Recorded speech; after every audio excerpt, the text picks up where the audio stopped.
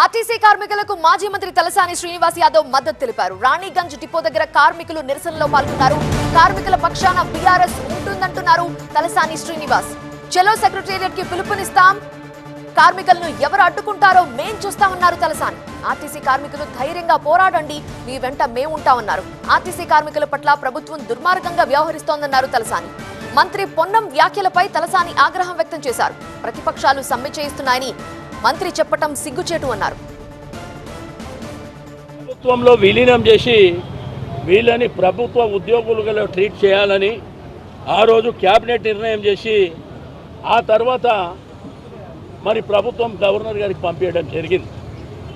ఈ ప్రభుత్వం వచ్చిన తర్వాత ఎలక్షన్లలో మేనిఫెస్టోలో వీళ్ళకి అనేకమైనటువంటి అలవిగానటువంటి హామీలన్నీ ఇచ్చి ఈరోజు వాళ్ళ ఉద్యోగ భద్రత విషయంలో విలీనం చేయాలనే ప్రధానమైనటువంటి ఆల్రెడీ గత ప్రభుత్వమే క్యాబినెట్లో క్లియర్ చేసింది.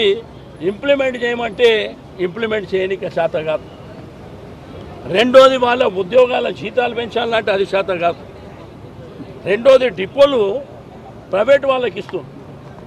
4 డిపోలను ఇప్పటికే ప్రైవేట్ వాళ్ళకి ఇచ్చేది. అంటే ఆర్టీసీ ఆస్తిని ప్రైవేట్ వాళ్ళకి ఇచ్చేటువంటిది ఎవడబ్బ జాగిరని చెప్పి మీరు చేస్తున్నారు. రెండోది ఎలక్ట్రికల్ వెహికల్ అనేది మా ఆర్టీసీ ఉద్యోగులకు ఆర్టీసీ డ్రైవర్లకు నడిపేరాదా, కండక్టర్గా పనిచేయనికి రాదా?